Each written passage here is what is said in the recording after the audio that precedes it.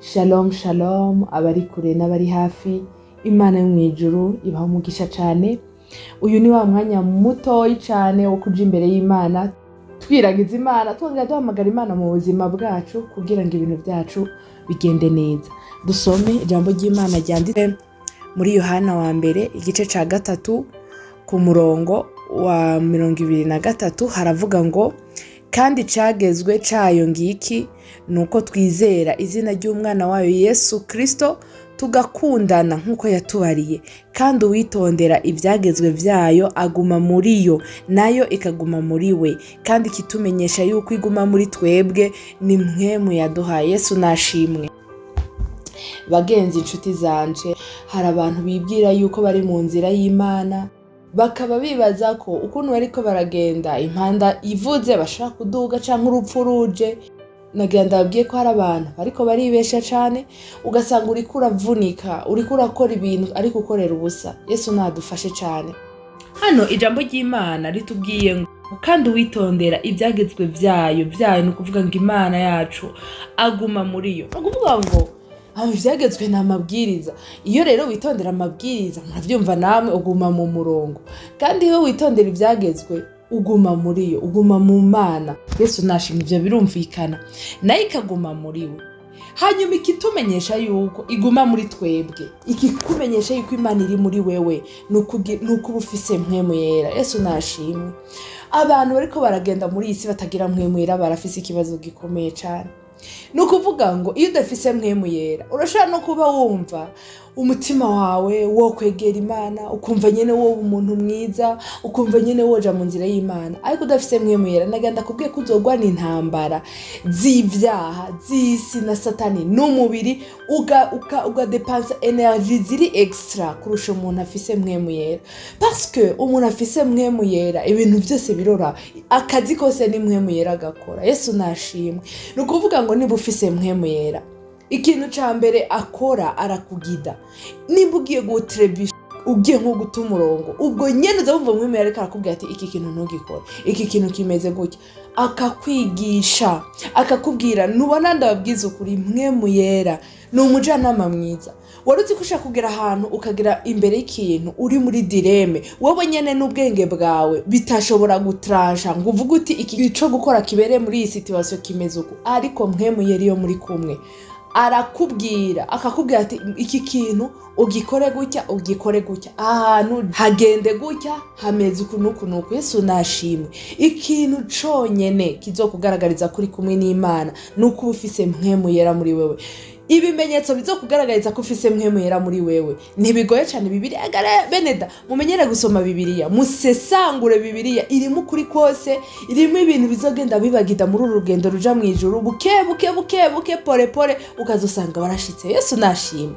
Erega babahizi bose Bibiliya itubwira bose barabanyantege nke nk'uku kwacu, ariko bagendanye n'Imana bakayiyegereza, none Imana ibaha mpwemu yera. Mpwemu yera arabagida. Muri iyi si nyene tuko turacamwo, bahura n'ibinyene duhura navyo, bagira ibigeragezo bitandukanye nk'ibi duhura navyo, ahubwo ikintu cabatabara nuko baba bafise Saint Esprit muri bo, akabagida, akababwira ati iki kintu gikorwa gutya, aha hantu bahaca gutya. Mweneda, ntushobora kuzogenda ngo ushike mu ijuru ata mpwemu yera ufise. Ico kintu kimenye. Ntushobora kuvuga ngo urashaka kugenda ugakizwa, ukamara imyaka n'indi mwishengero ukora ibikorwa binabiriya, ukazogenda ukandagiye mu ijuru utagira mpwemu yera. Ntibikunda parce que mpwemu yera niyo moteur yonyene y'umukristo ishobora kukugida mu nzira yo yanyayo. Kwere iyi si turimwo biragoye cyane kuba wogenda uko Imana ishaka 100%, mpwemu yera atabigufashijemo. Biragoye cyane bene dada. Nukuvuga ngo reka ndabereke ikintu kizobereka ko mpwemu yera mu mufise. Dusome Abaroma ibice 8 ku murongo, duhere ku murongo w'indwi. Ariko umurongo nshaka cyane n'umurongo w'icenda. Umurongo w'indwi haravuga ngo kuko kwitwararika ivy'umubiri gutera kwanka Imana, kuko kutumvira ibyagezwe n'Imana kandi kudashobora kuvyumvira, kandi abaganzwa n'akameremere k'umubiri ntibashobora guhimbara Imana. Ku murongo wa 9, ariko mweho ntimuganzwa n'akameremere k'umubiri, ariko muganzwa n'impwemu bisanzwe, mpwemu w'Imana aba muri mwebwe. ahantu nashaka cyane ko tuvugana muhumve neza bene data, ariko iyo umuntu adafise mpwemu wa Kristo ntaba ari uwiwe. Yesu nashimwe. Iri jambo ryanditse mu Baroma igice 8 ku murongo w'9, inyuma y'akadomo handitse ngo ariko iyo umuntu adafise mpwemu wa Kristo ntaba ari uwiwe. Yesu nadufashe cyane. Bisanzwe Yesu Kristo ari muri mwebwe, umubiri ubupfuye kubwicaha, ariko impwemu ni nzima kubwo kugororoka. Yesu nashimwe. Umuntu afise mpwemu yera ni wo mu Kristo ubundi. Beneda ndabasubiriyemo, mwige kurondera mpwemu yera. Mwige kurondera mpwemu yera. Erega iyo udafise mpwemu yera urabimenya ko utamufise. Yesu nashimwe. Iyo udafise mpwemu yera urabimenya ko utamufise. Hari ibintu bimbabaza cyane, ugasanga abantu bavugira mu ndimi, ibyo bigenda bisirikira ku marezo sosio, ariko bakurikirana neza ingeso zabo bagenda bagaragaza ahibonekeza, ugasanga n'ukuri n'ibintu biteye ubwoba. Kandi nagira ndababwiza ukuri, mpwemu w'Imana ntashobora kubana n'akameremere k'umubiri, ntibishoboka. Nukuvuga ngo iyo umuntu afise mpwemu yera, kameremere k'umubiri kaba gapfuye. Yesu nashimwe. Dusome mu Bigalatiya igice 5 umurongo wa 16, havuga ngo ndavuga nti mugendeshwe na mpwemu, niho mutazoshiza ivyo akameremere kanyu kipfuza, kuko akameremere kipfuza ivyo mpwemu yanka, kandi mpwemu yifuza ivyo akameremere kanka, kuko ivyo bihiganwa ngo ntimukore ivyo mugomba. Yesu nashimwe. Nukuvuga ngo kameremere na mpwemu ni ibintu bibiri bitandukanye. Kameremere k'umuntu iyo akagaburiye mpwemu w'Imana haramubisa kigendera. Iyo mpwemu w'Imana yinjiye mu muntu, kameremere karagenda. Yesu nashimwe. Ibikorwa bya kameremere biri muri uyu murongo nyene ni byinshi, muraza gufata umwanya mu bisome, ariko ngiye kubabwira ikintu kizobagaragariza ko mufise mpwemu yera mu mitima yanyu. Beneda nagira ndagusubiriremo, utagira mpwemu yera ntuzoshobora kwinjira mu ijuru, ntibikunda. Shaka ukora ibikorwa bingana gute, shaka witange bingana gute, ufata ibyo utunze byawe byose ubikoreshereza Imana, udafise mpwemu yera ntuzogenda ukandagiye mu ijuru. Iri ni jambo ry'Imana kandi nukuri. Beneda mwige gusoma Bibiliya zanyu, mufate umwanya muserangura ijambo ry'Imana. Duhereko nukuvuga ngo turacari mu Bigalatiya igice 5 ku murongo wa 22 ku murongo wa 22 haravuga ngo ariko ivyo mpwemu yama 1 n'urukundo, 2 n'umunezero, 3 amahoro, 4 ukwihangana, 5 kugira neza, 6 ingeso nziza, 7 kuba umwizigirwa, 8 ubugwaneza, 9 ukwirinda. Ibimeze bityo nta byagezwe bibibuza. Yesu nashimwe. Dukomeze. Kandi abakristo Yesu babambanye kameremere kabo n'ivyo gahamiye n'ivyo kipfuza. Mani dufashe cyane. Jambo ry'Imana riri clear. Nukuvuga ngo ni ibintu 9 iyo ivyo bintu ubifise, kandi apana kwiforsa. Hariho ibintu bita aki, ibintu wowe witoza, ibintu witoza. Hari ibintu wowe nyene ugira amaseanse y'ukwimenyereza. Hari n'ibintu uhabwa na mpwemu yera. Iyo ufise mpwemu yera hari ibintu biba automatique. Yesu nashimwe. Nukuvuga ngo iyo mpwemu yera amaze gusesekara muri wowe, reka ndabwira ikimenyetso ca mbere umenya ko ufise mpwemu yera réellement. Naho ugenda mwibarabara, ugenda uradegaje energie ziri positive, abantu muhura umva ibintu byose byoroshe. Nukuvuga ngo iyo umuntu atagira mpwemu yera ushobora kuhomaka toxicité mu bintu vyiwe, mu biganiro vyiwe, mu bugenzi bwiwe, mu migenderanire nawe, ukumva akantu kari toxique. Ariko iyo umuntu afise Saint Esprit umva ari agréable.